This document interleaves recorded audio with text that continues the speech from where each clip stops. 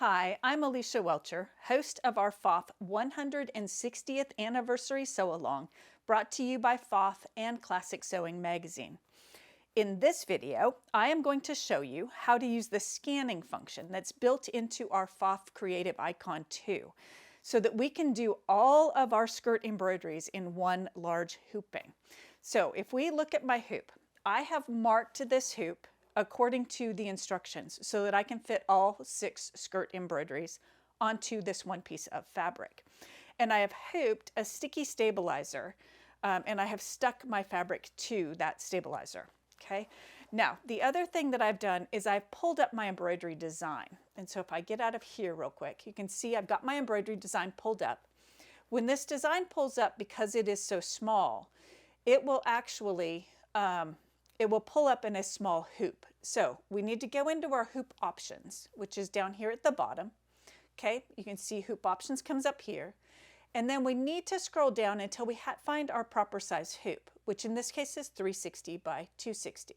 And I know that because all of my PFAFF hoops tell me at the bottom of the hoop what size that hoop is. So I just match whatever it says down here at the bottom of my hoop to my screen. In this case, 360 by 260. Okay, now up here you can see there is a start hoop scan option. Okay, we're going to do that. So it says touch OK to start the hoop scan. I'm going to hit OK. It's going to tell me to attach my hoop. So I'm going to go ahead and do that. Okay, and I'm going to hit OK here. Okay, and then it tells me it's scanning the hoop. Now, this process, because this is such a huge hoop, is going to take a little while. So I'm going to let it do its thing because I need it to do its thing. And then we are going to fast forward through part of this for you.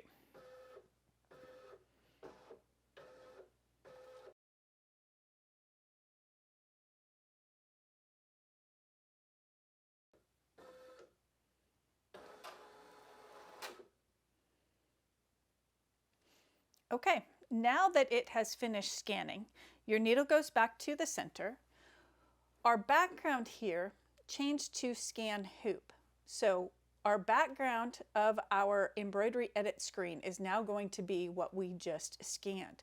So if I get rid of the hoop options screen here, which the button down here, the icon down here is just a toggle. Okay, then on this screen we can see that there is a grid back here. Okay, so everything that was in my hoop here is showing up in the background here. Okay, now what I'm going to do, I've got one design up here. I'm just going to move this design into a centering point, one of my intersections, and then I'm just going to copy and paste it. Now, my center intersection up here is behind this little window here. So it's got these 4 little lines at the top of it. So if I touch those 4 little lines, I can actually move that out of my way. Okay, then highlight my design. I'm going to move my design up and into this quadrant right here so that it is kind of centered. It doesn't have to be perfectly centered. Okay, then I'm going to just touch and hold. I'm going to duplicate and I'm going to move this one over. And I'm going to get it to be about centered. It doesn't have to be perfect. What the important part here is that this orange box that is around my design is not overlapping. Okay? What that orange box is after the designs all stitch out, you're going to cut on that line, and that will give you a 4-inch square with the embroidery centered without you having to really think about it, which is a great thing. Okay, so it's just really important that they all fit in the hoop. So like if I move it out here, you can see that the outside of my hoop changes color to tell me something's outside of the hoop. They all need to be in the hoop and they need to be centered-ish on each of the intersections. Okay, and here I can move that back up out of the way again. Duplicate. And you're going to do this so that you have 6 of these.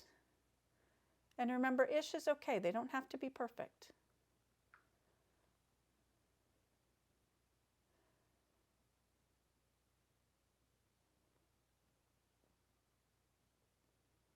One more time. Now these will also, the reason I'm doing them one at a time and I didn't use like a multiple, so if I touch and hold here, you can see there's a multi-duplicate there too. The reason I didn't use that and I did them one at a time is that they will stitch in the order that I copy and drop them. So I went from here to here to here, here, here, and here. They will stitch out in that order. If I do a multi, I may get them out of order a little bit, and I like that kind of order to them. Okay, so now you can see we've got all 6 there. Okay, none of them are overlapping at all. And all we have to do to stitch them out is we're going to hit go. Okay, make sure everything is like we want it. And then we go to stitch out. And you can see that my background changed here so that it is just the plain background and my scanned hoop is no longer there. Okay, and then we would embroider this design. Now, I'm not going to embroider it, but what I do need to show you is how to get rid of that scan. So I'm going to go back to edit here. Okay, and you can see, because we're in edit, all of our scan is back. You can see my little X's through the middle and our lines. Okay, it's all back. When we go to do our next embroidery design, we don't want that background. So like here, I can delete all of my designs. Okay, but the background is still there and I don't want that. So to get rid of that, remember under our hoop options, right here, our background was our scanned hoop. So if we touch that again, we can actually make it just a background color, which in my case is white, because that's what I have selected down here as my background color. And now it's all gone. Okay, and in order to get it back, you would have to go in and scan again. So just make sure that before you delete that from your screen, you really want it gone. Okay, so we used this scanning function to fit multiple designs onto one piece of fabric.